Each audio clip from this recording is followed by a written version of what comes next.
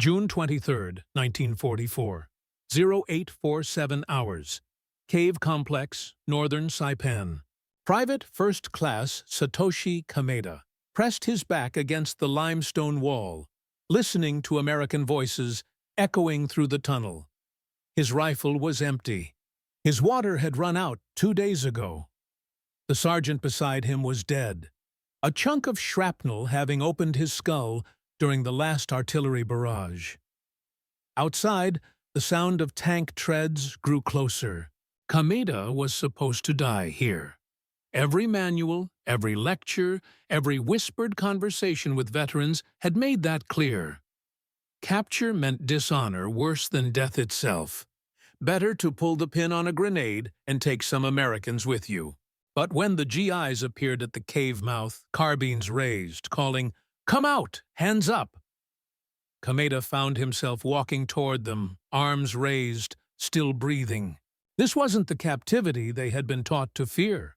For Japanese prisoners of war, American camps would replace nightmares of torture with routines of work, baseball games, and Hollywood movies, creating a paradox that challenged everything they believed about both the enemy and themselves.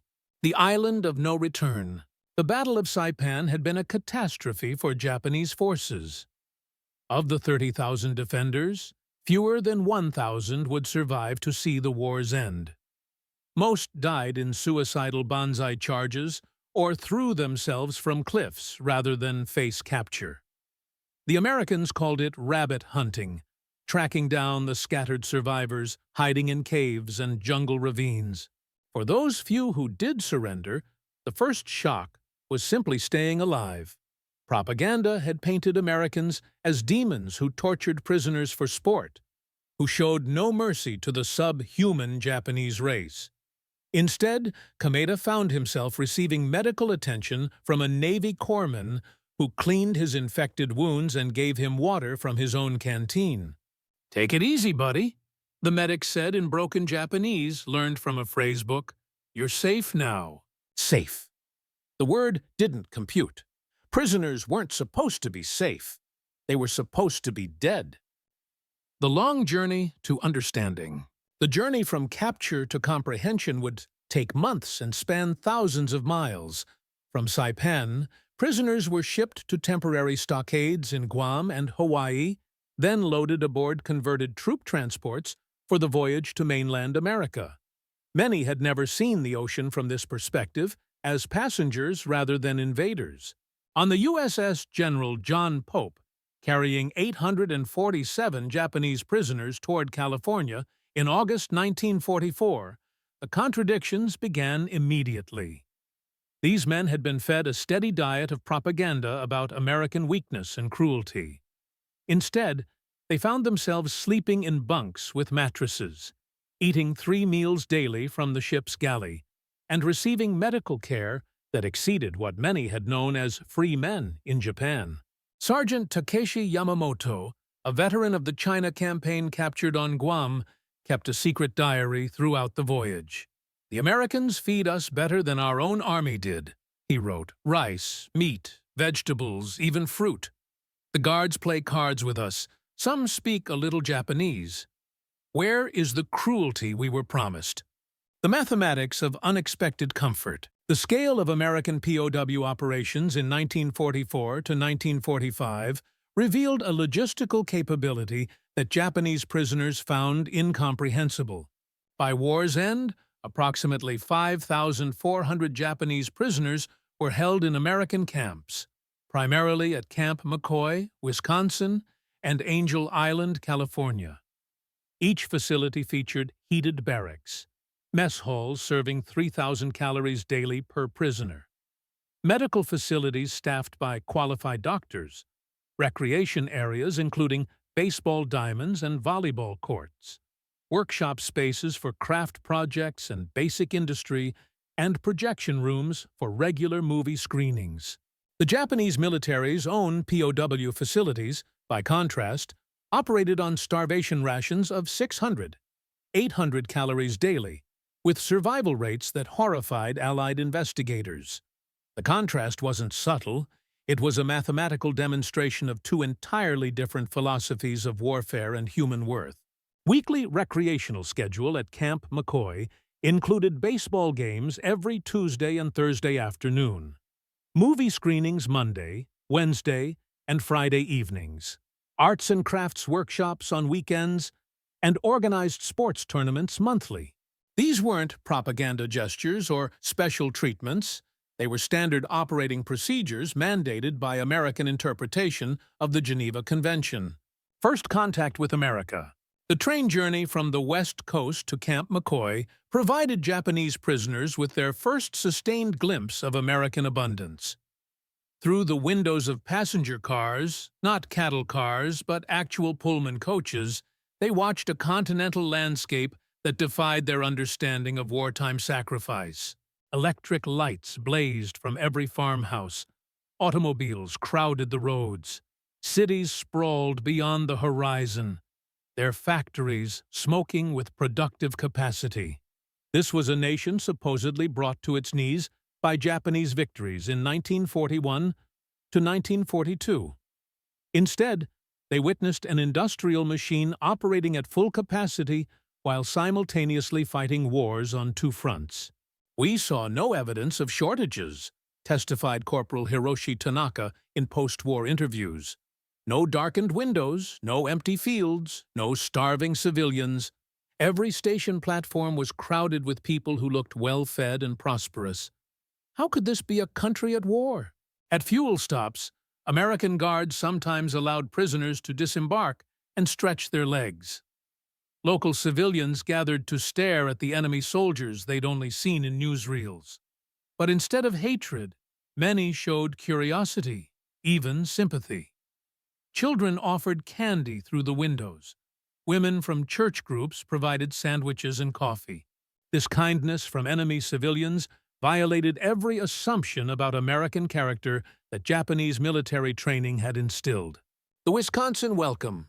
Camp McCoy sprawled across 60,000 acres of Wisconsin countryside, a temporary city housing not just Japanese prisoners, but German and Italian POW as well. The facility's organization astounded the new arrivals. Electric lights, running water, flush toilets, and central heating systems that kept barracks comfortable even during brutal Midwest winters. Captain Robert Daniels, the camp's commanding officer, was a career soldier who'd fought in the Pacific before being assigned stateside duty. His approach to prisoner management was pragmatic. "These men are no longer our enemies," he told his staff. "They're our responsibility. We follow the Geneva Convention to the letter, not because we have to, but because that's who we are." The initial processing revealed the psychological damage that surrender had inflicted on the prisoners. Many expected immediate execution. Others seemed catatonic, unable to process survival after months of preparing for death. Medical examinations showed widespread malnutrition, untreated tropical diseases, and evidence of severe combat stress. Dr. William Harrison, the camp's chief medical officer, noted in his reports, "These men aren't just physically broken, they're spiritually shattered. Surrender has violated their fundamental worldview. They literally don't know how to exist as prisoners because their culture taught them it was impossible." The baseball revelation? The first baseball game at Camp McCoy took place on a crisp October afternoon in 1944. American guards had marked out a diamond on one of the recreational fields, dragging bases into position and setting up a backstop behind home plate. Most of the Japanese prisoners watched from a distance, uncertain whether participation would constitute collaboration with the enemy. Baseball wasn't unknown in Japan. The sport had been introduced in the 1870s and had gained popularity before the war. But playing it with enemy soldiers while held captive raised complex questions about honor, loyalty, and survival. Private Satoshi Kameda was among the first to approach the field. At 19, he'd played baseball in high school before being drafted. The familiar weight of a wooden bat in his hands triggered memories of summer afternoons in Kyoto, before the war had consumed everything. Autry, you know this game? Asked Corporal Frank Morales, a Mexican-American guard from Los Angeles who'd grown up playing in East LA leagues. Kameda nodded hesitantly. Morales tossed him a baseball. Show me your swing. The crack of the bat carried across the compound, drawing prisoners from their barracks. Some watched with disapproval. Sergeant Yamamoto stood with arms folded, his face a mask of disgust. Others edged closer, drawn by curiosity and half-remembered joy. Within weeks, regular games were being organized. Japanese prisoners formed teams, adopting names like the Saipan Tigers and Guam Eagles, references to their capture locations, worn now as badges of survival rather than shame. They played against each other and occasionally against mixed teams of guards and German prisoners. The psychological impact was profound. For men who had been taught that capture meant the end of human dignity, the simple act of running bases and catching fly balls represented a kind of resurrection. They were still alive, still capable of joy, still fundamentally human despite their circumstances. Movie night transformations. The weekly film screenings began in November 1944, projected onto a bedsheet stretched across one wall of the mess hall. The first movie was a Mickey Mouse cartoon, followed by a newsreel and a Western starring John Wayne. The response from the prisoners ranged from bewilderment to fascination to outright hostility. Sergeant Yamamoto walked out during the cartoon, declaring it enemy propaganda designed to weaken our resolve. But younger prisoners found themselves laughing despite their circumstances. The universal language of slapstick comedy transcended cultural barriers and political loyalties. Lieutenant Hiroshi Matsuda, a former university student captured on Okinawa, kept detailed notes on the films. They show us their own movies, comedies, adventures, romances. Nothing about the war, nothing about Japanese defeats. It's as if they want us to see America as it sees itself, a place of abundance and entertainment, where even prisoners can laugh. The movie selections revealed something profound about American character. These weren't propaganda films designed to break enemy morale. They were ordinary Hollywood entertainment, the same movies playing in theaters across America. The guards watched alongside the prisoners, sharing popcorn and commentary, treating movie night as communal recreation rather than psychological warfare. Over the months, certain films became prisoner favorites. Charlie Chaplin's The Great Dictator drew nervous laughter for its satire of authoritarianism. Buster Keaton comedies needed no translation. Even Westerns, with their themes of honor and violence, resonated with samurai-influenced Japanese culture. The most popular film was The Pride of the Yankees, the Lou Gehrig biography. Baseball provided common ground, but the story's themes of dignity and defeat and grace under pressure spoke to prisoners wrestling with their own circumstances. Cultural resistance and gradual acceptance. Not all prisoners embraced their circumstances. A faction led by Sergeant Yamamoto maintained strict military discipline, refusing to participate in recreational activities and viewing any enjoyment as betrayal of fallen comrades. They enforced their own code of conduct through social pressure and occasional violence. "We are still soldiers of the Emperor," Yamamoto declared during heated discussions in the barracks. "These games and movies are designed to make us forget our duty, to transform us into willing slaves of the enemy." The generational divide was stark. Older prisoners, steeped in Bushido tradition and military indoctrination, struggled to adapt to circumstances that contradicted everything they'd been taught. Younger men, particularly those drafted from civilian life, proved more flexible in their thinking. Private Kameda found himself caught between worlds. His respect for hierarchy demanded deference to Yamamoto's authority, but his growing friendship with American guards and fellow prisoners offered an alternative model of behavior. The internal conflict manifested in sleepless nights and loss of appetite that concerned medical staff. The breakthrough came during a softball game in April 1945. Yamamoto, walking past the field, stopped to watch a close play at home plate. The runner, a young prisoner from his own prefecture, was called safe by the American umpire despite what appeared to be a close play. Instead of arguing, the catcher accepted the call and helped the runner dust off his uniform. For a moment, Yamamoto's mask slipped. Here was his countryman showing the kind of grace and sportsmanship that Bushido claimed to value, but in circumstances that traditional military thinking couldn't accommodate. That evening, Yamamoto approached Camp Commandant Daniels through an interpreter. "I request permission to observe your baseball instruction." The Nisei Bridge. The presence of Japanese-American soldiers serving as interpreters added another layer of complexity to camp dynamics. Men like Staff Sergeant Kenji Nakamura of the Military Intelligence Service found themselves mediating between cultures they understood intimately, but belonged to in different ways.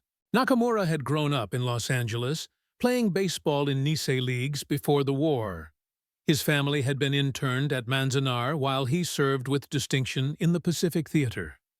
His fluent Japanese and understanding of American culture made him invaluable in managing prisoner relations. "I'm your enemy twice over," he told a group of prisoners during an orientation session. "I'm American, and I'm Japanese American, but I'm also the guy who's going to help you understand the rules here and help the Americans understand you." The prisoners' reactions to Nakamura revealed deep complexities in Japanese racial and national identity. Some viewed him as a traitor who had abandoned his ancestral homeland for American convenience. Others saw him as proof that Japanese people could thrive in American society. Nakamura's approach was pragmatic. "You can hate me if it makes you feel better, but I'm going to teach you how to survive here with dignity." That starts with understanding that the Americans mean what they say about following the Geneva Convention. His baseball skills provided common ground. During practice sessions, he demonstrated techniques and strategies that impressed even reluctant participants. More importantly, he showed that maintaining Japanese identity didn't require rejecting all American influences. Spring training, 1945. The arrival of spring in Wisconsin brought expanded recreational programs. The baseball season began in earnest, with organized leagues forming among the different prisoner populations. The quality of play improved dramatically as more experienced players emerged from the ranks and equipment became available. The American guards, initially skeptical of fraternizing with enemy prisoners, found themselves drawn into the competition. Informal games between guards and prisoners became regular events, with betting pools and heated discussions of strategy transcending language barriers. Corporal Morales later recalled, "These guys weren't our enemies anymore. They were just guys who loved baseball. We'd argue about batting stances and pitching grips like we were back in the neighborhood, not in a prison camp." The transformation was visible in prisoner behavior. Men who had arrived sullen and withdrawn began showing personality and humor. They argued with umpires, celebrated good plays, and commiserated over errors with the passion of athletes everywhere. Medical reports noted significant improvements in mental health among prisoners who participated in recreational activities. Dr. Harrison documented reduced instances of depression, anxiety, and what would later be recognized as post-traumatic stress disorder. "Physical activity and social interaction are proving more effective than any medication we have," he wrote. "These men are remembering how to be human again." The news from home, radio broadcasts and newspaper reports filtered into the camp throughout 1945, bringing updates on the war's progress. The fall of Iwo Jima, the devastating bombing campaigns against Japanese cities, and the invasion of Okinawa painted a picture of steadily mounting catastrophe for the homeland. The prisoners' reactions varied dramatically. Some retreated into denial, insisting that American reports were fabricated propaganda. Others sank into despair, as they contemplated the destruction of everything they'd known.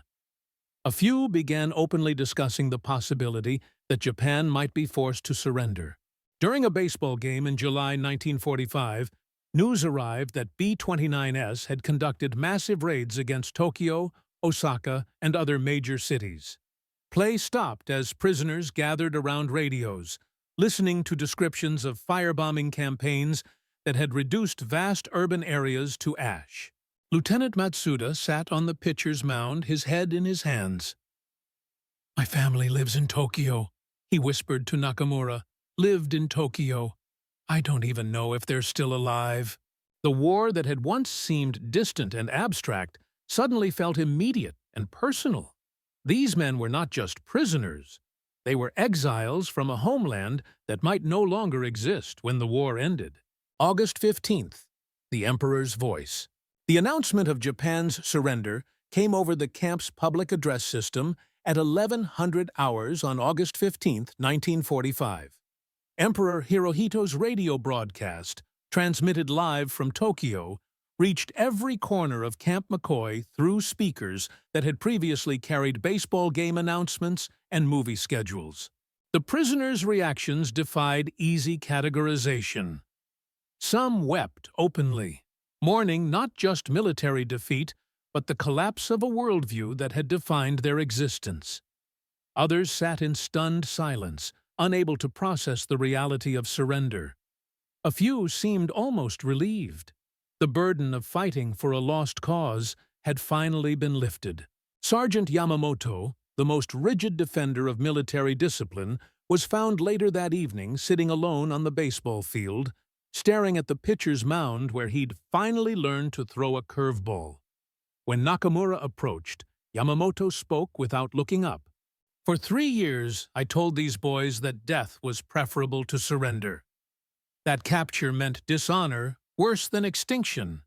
Now the Emperor himself has surrendered. What do I tell them now?" The question hung in the air like incense in a destroyed temple, sacred assumptions reduced to ash by the weight of undeniable reality.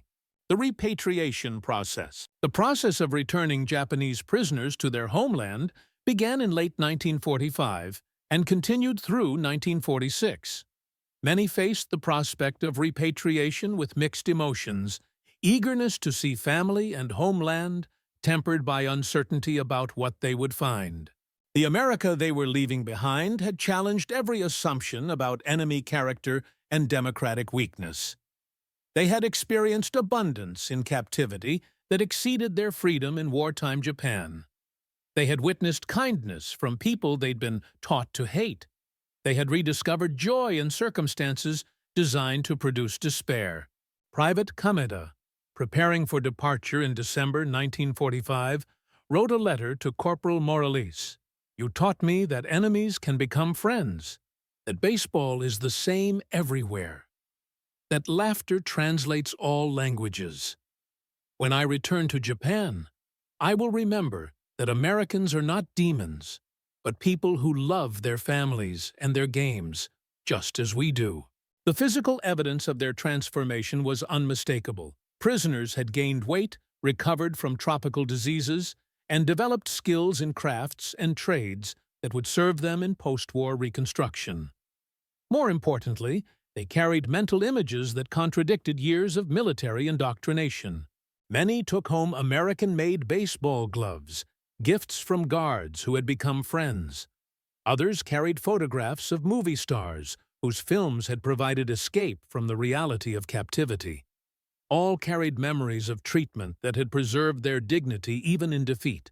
Return to a shattered world. The Japan that greeted returning prisoners bore little resemblance to the homeland they'd left. Cities lay in ruins. The economy had collapsed, and millions faced starvation during the harsh winter of 1945 to 1946. The contrast with the abundance they'd witnessed in American captivity was stark and disturbing. Former Lieutenant Matsuda found his family among the homeless refugees camping in Tokyo's ruins. His parents had survived the firebombing, but their neighborhood had been completely destroyed. The small electronics shop his father had operated was nothing but rubble and twisted metal. "Tell us about America," his father asked during their first evening together in almost 2 years. "Were they cruel to you? Did they torture you for information?" Matsuda struggled to find words that would convey the truth without seeming like a traitor to his own country. How could he explain baseball games while Japanese civilians starved? How could he describe movie nights while his family had huddled in bomb shelters? "They fed us," he said finally. "They gave us medicine when we were sick. They taught us their games and showed us their movies. They treated us like human beings, even though we were their enemies." His father's silence spoke volumes. In a Japan where military honor had demanded death before dishonor, the concept of honorable captivity challenged fundamental assumptions about warfare and sacrifice. The baseball legacy. Many returning prisoners found ways to share their love of baseball with a homeland desperate for any form of hope and entertainment. Despite initial resistance from authorities who viewed the sport as foreign contamination, baseball began appearing in schools and neighborhoods throughout occupied Japan. Former Camp McCoy prisoners organized informal leagues, teaching American rules and techniques to Japanese children who had known only war and destruction. The sport provided a bridge between the traumatic past and an uncertain future, a source of joy that transcended political ideology. General Douglas MacArthur, commanding the occupation forces, recognized baseball's potential as a democratizing influence. American troops were encouraged to play with Japanese teams, fostering the kind of casual interaction that had proven so effective in POW camps. By 1950, professional baseball had been re-established in Japan, with many teams adopting playing styles and strategies learned by former prisoners in American camps. The sport became a symbol of peaceful competition and international friendship, values that seemed impossible during the brutal Pacific War. Reflections on captivity. In interviews conducted decades after the war, former Japanese prisoners consistently identified their time in American camps as transformative experiences that challenged their fundamental understanding of enemy character and democratic values. "We expected Americans to be weak because they showed mercy," reflected Kameda in a 1985 interview. "Instead, we discovered that mercy requires strength, the strength to treat enemies as human beings, even when you have every reason to hate them." The contrast with Japanese treatment of Allied prisoners was too stark to ignore. American POWs in Japanese camps faced systematic brutality, starvation rations, and survival rates that horrified post-war investigators. The difference wasn't just in resources. It reflected fundamentally different philosophies about human worth and the conduct of warfare. Former prisoners became unwitting ambassadors for democratic values in post-war Japan. Their testimony about American treatment provided credible counter-narratives to militaristic propaganda that had portrayed the enemy as subhuman. Their experiences laid groundwork for the peaceful relationship that would develop between former enemies. The paradox resolved. The paradox that had confronted Japanese prisoners, receiving kindness from enemies they'd been taught to hate, ultimately revealed deeper truths about the nature of strength and civilization. The America they encountered in captivity was powerful enough to show mercy, prosperous enough to share abundance, and confident enough in its values to extend humanity even to defeated foes. This wasn't weakness disguised as strength, but strength confident enough to express itself through generosity rather than cruelty. The baseball games and movie nights weren't propaganda tools designed to break enemy morale. They were expressions of American character that valued human dignity even in wartime. For prisoners who had been conditioned to view surrender as the ultimate dishonor, discovering that captivity could preserve rather than destroy their humanity represented a philosophical revolution. They learned that survival without honor was possible, that enemies could become friends, and that some victories were achieved through kindness rather than conquest. The crack of the bat and flicker of the movie projector echoed through their memories long after repatriation. serving as reminders that even in war's darkest hours, humanity could prevail over hatred, mercy could triumph over vengeance, and former enemies could find common ground on a baseball diamond under Wisconsin stars.